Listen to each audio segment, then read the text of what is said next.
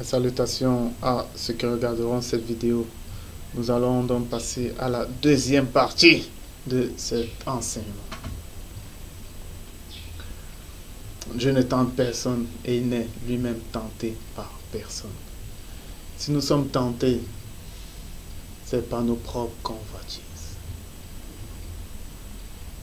nos mauvais désirs et nos mauvaises pensées.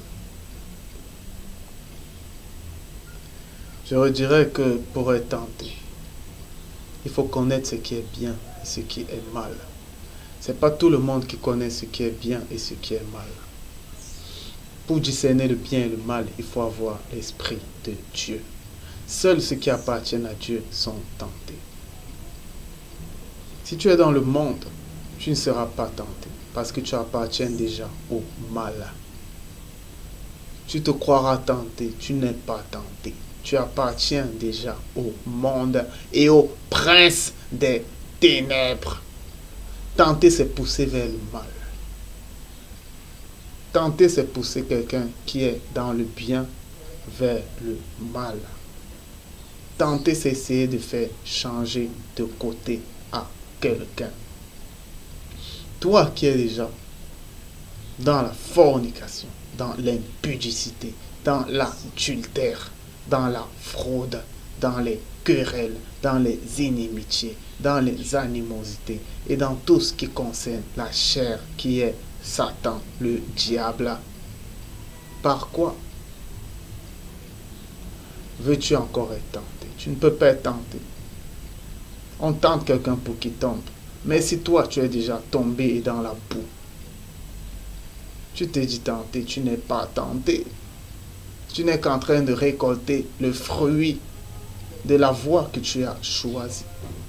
Tu es juste en train d'aller vers la perdition, vers la mort. Mais tu n'es pas tenté. Ce sont les enfants de Dieu qui sont tentés. Et ils sont tentés à leur début, lorsque la chair est encore forte. Parce que toute chose, c'est une question de crescendo. Les saintes lettres disent déjà que celui qui en a fini avec la chair en a fini avec le péché. La chair, c'est le diable. Le diable, c'est le tentateur. Le diable, c'est l'accusateur. Le diable, ce n'est pas une personne physique. Le diable, c'est une notion. Le diable, c'est une notion comme la notion de la mort et du séjour des morts. Ce sont des notions. C'est pourquoi ces choses-là seront jetées dans les temps de feu qui n'est rien d'autre que la parole de Dieu et cette parole qui révélera tout ce qui se trouve en eux. Ce sont des notions, ce ne sont pas des personnes. Ne vous laissez pas captiver par les littératures des hommes qui disent que Cham a été maudit et son teint est devenu noir. Ses lèvres ont pris du volume et son nez s'est épaté. Ses oreilles se sont élargies et des cornes ont poussé. Ne regardez pas ce diable noir avec des cornes, ça c'est la littérature des hommes. Parce qu'ils veulent tout illustrer. C'est comme ce Jésus blanc avec les longs cheveux. Les hommes veulent tout illustrer. Le diable est en l'homme. Parce que diable, ça veut dire tentateur. Celui qui te pousse au mal. Il y a plusieurs diables. Jésus lui-même a comparé Pierre à un diable. Parce que Pierre était en train de le pousser vers le mal. Diable, c'est une notion. Ne pensez pas que quelqu'un va apparaître devant vous pour vous tenter. Le diable, c'est une notion. Ne pensez pas qu'un être bizarre, ou bien le Léviathan, le serpent ancien, va vous apparaître pour vous tenter. Ou bien que le bouc de Mendes va vous apparaître pour vous tenter. Non, le diable, c'est la chair. Tous ces esprits, ils ont pris des formes spirituelles. Ils sont dans la chair de l'homme. Et c'est la chair qui tente l'homme. C'est la chair, le diable. Qu'est-ce que ça veut dire? Ça veut dire que lorsque vous êtes enfant de Dieu, lorsque Dieu vous permet de discerner le bien et le mal, qu'est-ce qui se fait? Ce qui se fait, pardon, ce qui se fait, c'est que la voix de Dieu vous parle. Elle vous parle. Mais en même temps que Dieu vous parle, en même temps, cette chair qui est contraire au désir de Dieu pour vous pousser à faire comme elle. Et elle vous tente. Mais maintenant, chacun naît avec des désirs. D'autres, ce sera le mensonge. D'autres auront en horreur le mensonge dès le début de leur vie chrétienne. Ils n'auront pas besoin d'être taillés sur ça par la parole. D'autres, ce sera l'impudicité. Ça veut dire montrer ses parties attirantes à n'importe qui pour les femmes. Lorsque vous êtes à la plage, vous, hommes, vous êtes dénudés. Sachez que vous êtes impudiques. Et ce n'est pas parce que le grand nombre de personnes font quelque chose que c'est bien. Ce n'est pas parce que vous voyez ces joueurs de foot ou bien ces sportifs se dénuder et montrer leur torse que c'est bien. Ils savent pourquoi ils le font. Ne le faites pas. Parce que si vous le faites, vous êtes impudiques. N'indexez pas seulement les femmes. Même les hommes peuvent être impudiques. Lorsque vous mettez des choses serrées qui dévoilent vos formes, eh bien, c'est de l'impudicité. Mais ça peut arriver par erreur, et bien corrigez ça. Corrigez ça. Cachez vos formes. Hommes, femmes. Les traits de vos seins, là, cachez ça. Cachez vos épaules. Tout sur la femme attire. Cachez vos épaules. Si possible même, couvrez vos cheveux.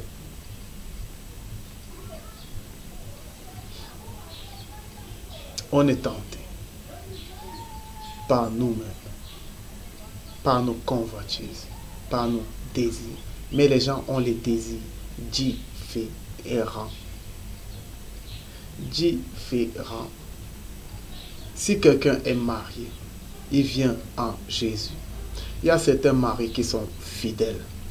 Même avant d'avoir connu Christ, ils sont fidèles. Ça veut dire que ce genre de personne ne sera plus tenté dans l'adultère. Parce que déjà, votre chair, la chair qui vous connaît mieux que personne, sait que vous n'êtes pas adultère. Elle ne vous tentera pas vers ça pour vous faire aller vers le mal. Elle vous tentera dans votre faiblesse. Parce que votre chair connaît vos faiblesses. Parce que vos faiblesses sont dans la chair. C'est la chair qui gère votre faiblesse. C'est pourquoi les gens vont dire, pourquoi le diable me connaît comme ça?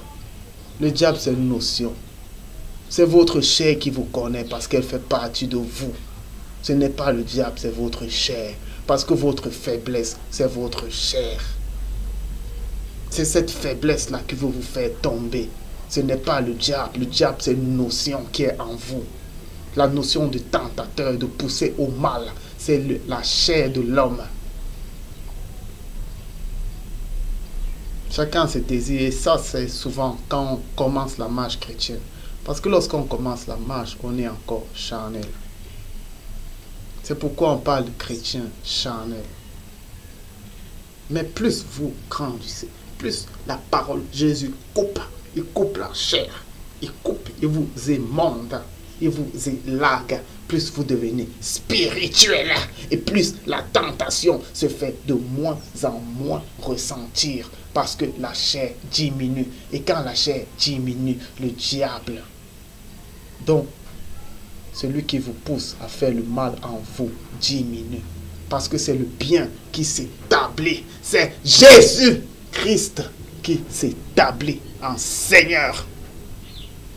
Dans le temple qu'il a fait de vous. Amen. Amen. Oh, les choses spirituelles. Seigneur Jésus, nous te rendons grâce. D'habiter en nous, nous te rendons grâce. Pour la connaissance, la science, l'humilité, la modestie. Et avant tout, l'amour. Parce que l'amour écrase la chair. Celui qui aime marche dans la lumière et il n'y a point de ténèbres en lui. Celui qui aime est spirituel et au-delà même du spirituel. Parce que dans l'amour, la chair s'évanouit. Celui qui donne à son prochain. Celui qui est serviteur de son prochain selon l'amour n'a plus d'orgueil. Il n'a plus d'avarice.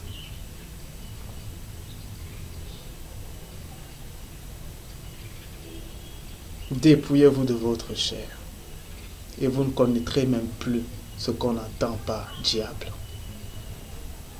Dépouillez-vous de votre chair. La convoitise,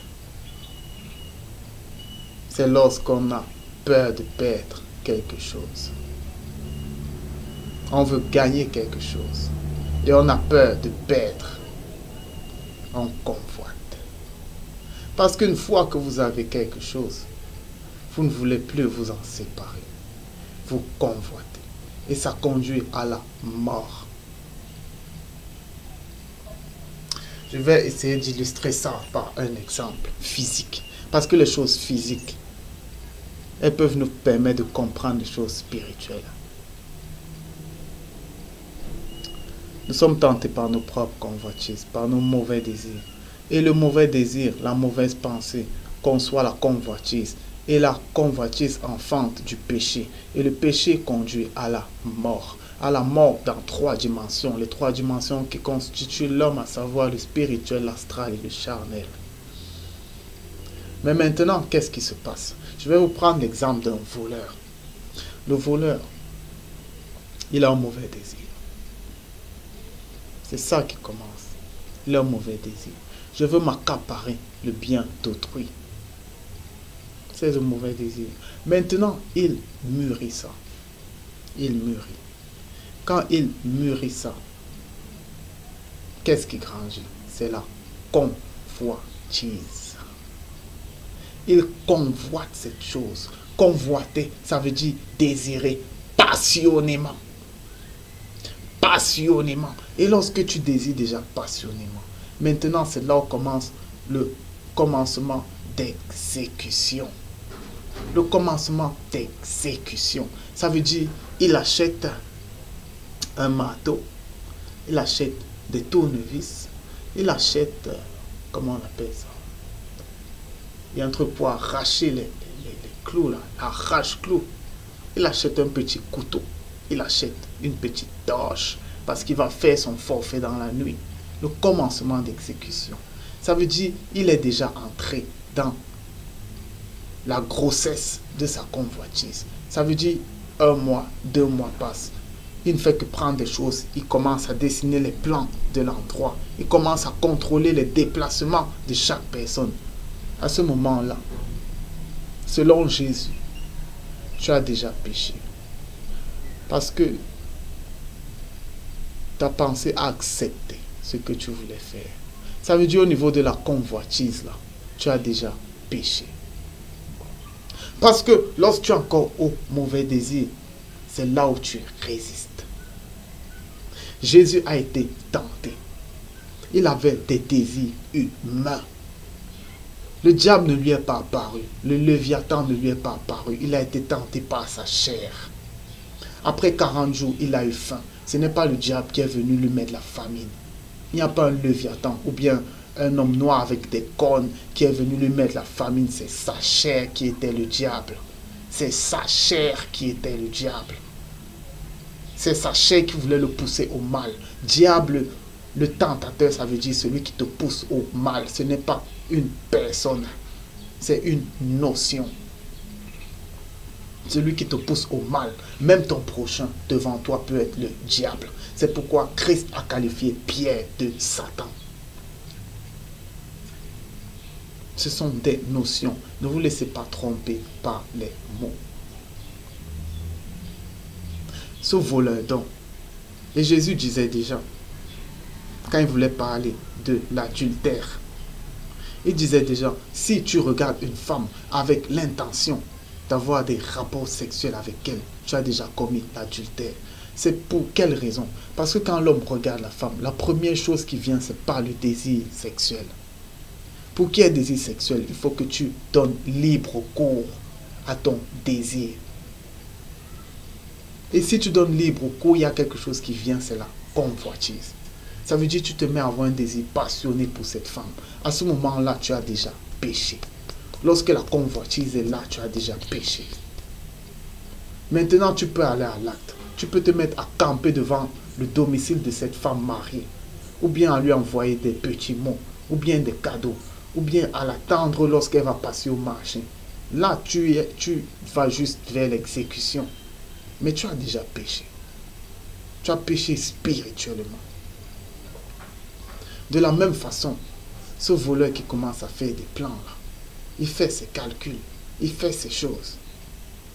Eh bien, lorsque la convoitise arrive à terme, elle produit le péché. Lorsque celui-là, son plan arrive à maturité, il a déjà tous ses calculs prêts. Eh bien, il va aller commettre son forfait. Il va aller voler. De la même façon, lorsque ta convoitise produit, lorsque tu as fini de camper, devant la maison de ton frère, lorsque tu as fini de faire tes plans de vol, eh bien, lorsque cette femme sort, tu la drapes, tu couches avec elle, c'est le péché. Bien que tu aies déjà péché spirituellement, maintenant tu pêches charnellement. Mais tu as déjà péché. Tu as péché depuis. Cet homme qui part voler, il a péché. Mais maintenant, le péché conduit à la mort. Tu vas peut-être quitter cet endroit avec le butin. Tu vas peut-être, comme Salomon disait, il y a une chose qu'on ne peut pas voir. La trace du serpent sur le rocher. La jeune fille qui est allée avec un homme. Tu ne peux pas savoir qu'une femme est allée avec un homme. Ou bien qu'un serpent est passé sur le rocher. Ou bien qu'un oiseau est passé dans tel endroit dans le ciel. Ça ne se voit pas. Mais sachez qu'il y a déjà la mort lorsque vous avez fait cette chose. Vous ne voyez pas, mais il y a déjà la mort. Ce voleur qui prend le butin et qui s'en va, il croit qu'il a gagné. Tu n'as rien gagné. Mais tu es mort. Bien que la mort n'est pas physique directement, tu as commencé à mourir spirituellement. Ton âme est morte. Tu gagnes le monde, mais ton âme est morte. Toutes ces stars, ces milliardaires, ils ont le monde. Ce monde corrompu, ce monde pourri. Mais leurs âmes sont mortes. À quoi sert-il de gagner le monde si ton âme meurt? Et lorsque ton jour vient, tu finis de voler. Lorsqu'on tire une balle sur ta tête, c'est la mort physique. Lorsque tu commets l'adultère avec cette femme, lorsque son mari arrive et il te met un couteau dans le ventre, eh bien c'est la mort physique. Mais ça vient à petit coup, vous savez pourquoi? Parce que Dieu attend que les hommes se répandent. C'est pourquoi il les laisse des grâces. Tu peux faire quelque chose aujourd'hui. Tu crois que ça marche comme sur des roulettes.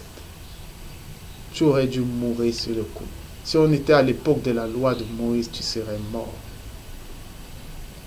Mais Dieu veut que tu te répandes, que tu changes de vie. Nous sommes tous faibles de par la chair. Mais alors Dieu veut que nous nous répandions, que nous acceptions Jésus dans nos vies, afin que la chair meure et que l'esprit vive. La convoitise,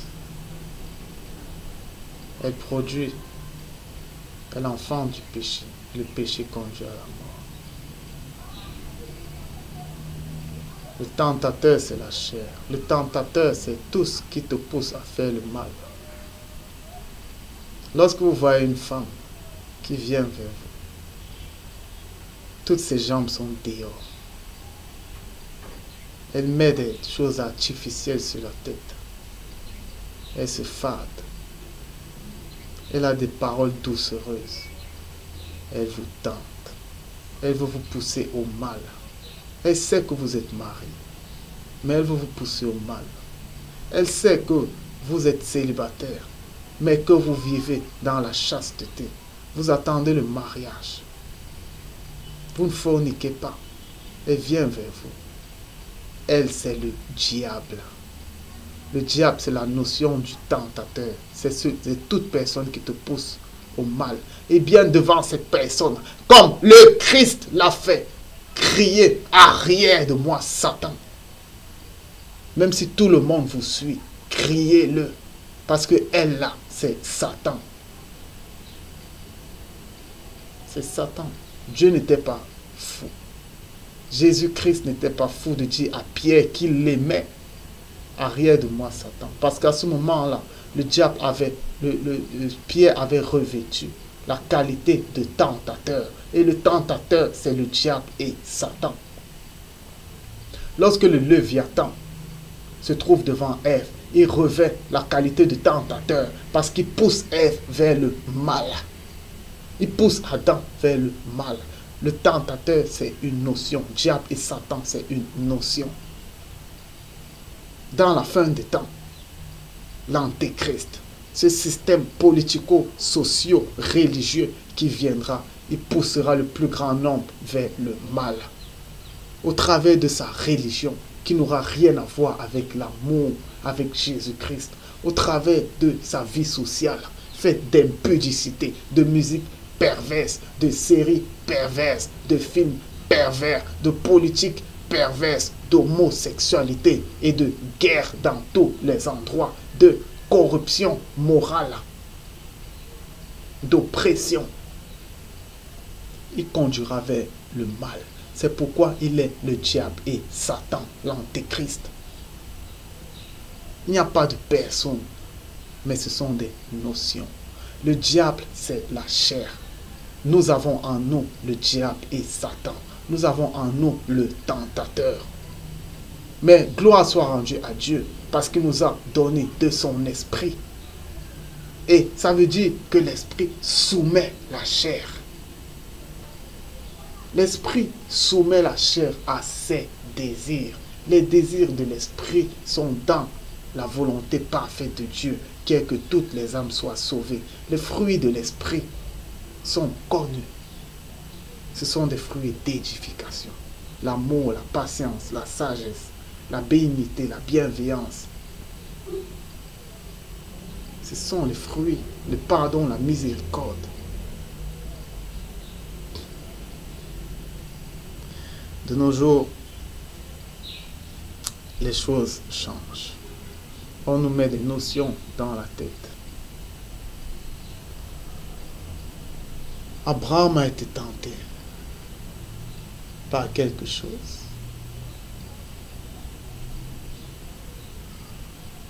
Les gens vont dire que quelqu'un lui a apparu. Personne n'est apparu à Abraham. Abraham a suivi la voie de Dieu.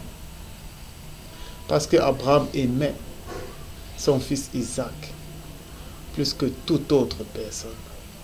Il savait que c'était l'enfant de la promesse. Et il l'aimait pour une autre raison. C'est que Abraham aimait sa femme Sarah. Ça a été un miracle qu'il obtienne un enfant de cette femme. Il aimait Isaac. Il aimait. Mais alors, c'est là où naît la crainte.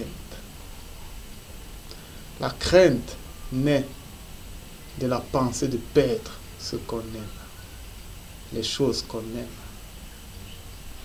Et c'est là notre première tentation, dans les choses qu'on aime. Job a été tenté sur les choses qu'il aimait.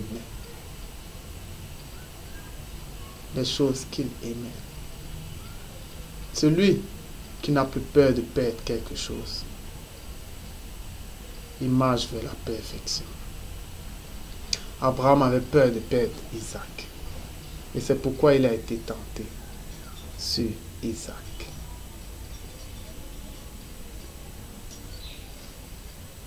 Il a été tenté sur Isaac.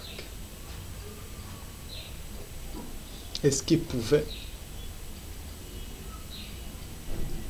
donner son fils bien-aimé? Est-ce qu'il pouvait le sacrifier à Dieu?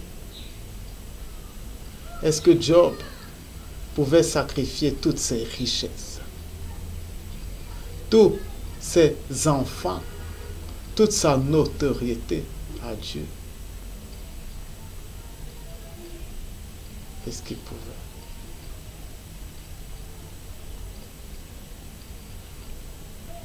Mais ils l'ont fait. Ils l'ont tous fait. Ils ont résisté à la tentation de faire mal. Pour Job, sa femme est devenue le diable.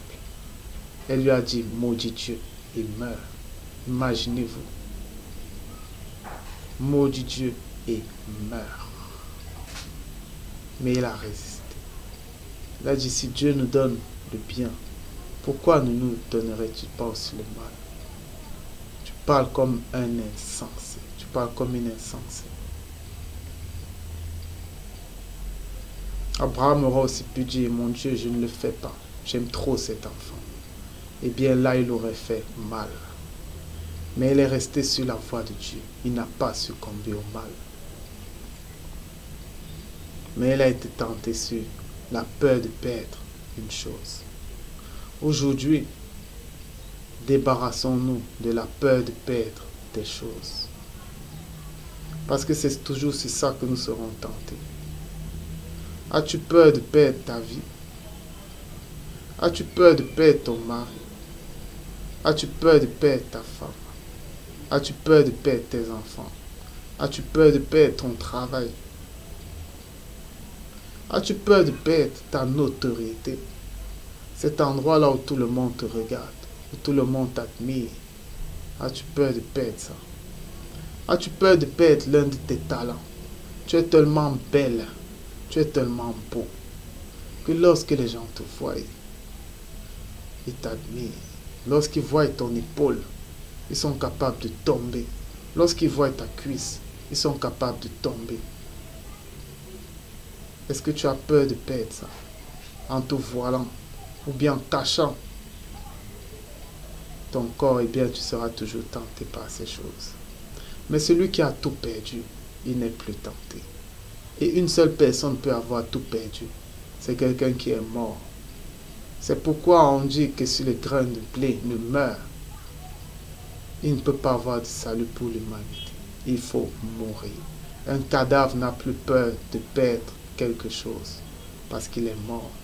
C'est pourquoi il y a le renoncement dans la foi en Jésus-Christ. On renonce à nous-mêmes, on meurt pour nous-mêmes. Celui qui a encore peur de perdre des choses, il a encore un peu de vie selon cette chair, selon ce monde. N'ayons peur de perdre rien, que ce soit nos parents. Parce que les choses physiques ne sont pas les choses spirituelles. Dans les cieux, il n'y aura plus de père et de mère. Il n'y aura plus de mari et de femme. N'ayons plus peur de perdre quelque chose, mais préparons-nous à la mort. Notre passage sur cette terre, c'est pour perfectionner l'esprit et non pour jouir de la chair. C'est vrai, nous avons des femmes, nous avons des pères, nous avons des mères, nous avons des maris. Aimons-les. Communiquons l'amour de Dieu, mais jamais ne les élevons au-dessus de Dieu. Ne faisons pas en sorte que nous soyons tentés au travers d'eux. Parce que si notre chair qui connaît nos faiblesses mieux que personne voit que nous sommes faibles par rapport à nos proches, eh bien nous serons tentés sur eux. Et si nous succombons, nous serons dans le mal.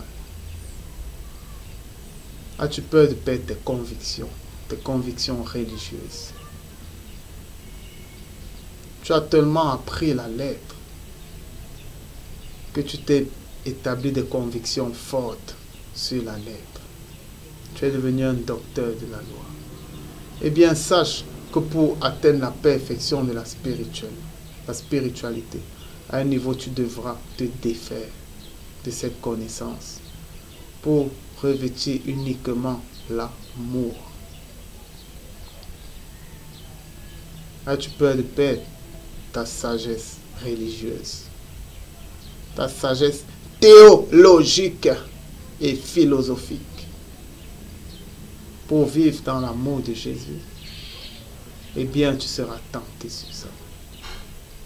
Et si tu succombes, tu vas devenir un jugeur pas tenté, un attributeur de qualité de sataniste à tout le monde. Et là, tu seras dans le mal, parce que tu seras dirigé, possédé par des esprits religieux. Nous devons renoncer à nous-mêmes. Nous devons mourir pour nous-mêmes. Mourir pour les convictions. Mourir pour la chair. Et ne vivre que par la voix de Dieu, par l'Esprit. Parce que celui qui écoute Dieu est celui sur lequel Christ a établi sa seigneurie. Résiste à la tentation. Et le diable s'enfuit loin de lui. Le diable est soumis à la parole qui domine en lui. Soyons forts en toutes choses, aimons-nous, aimons-nous. Ne nous disputons pas sur les convictions, mais aimons-nous. Parce que l'amour est le lien parfait. La foi est agissant par l'amour. Jésus a apporté l'amour. La parole de Dieu est amour. Eh bien, soyons amour, n'ayons rien d'autre. Ne nous haïssons pas, ne nous divisons pas sur des convictions.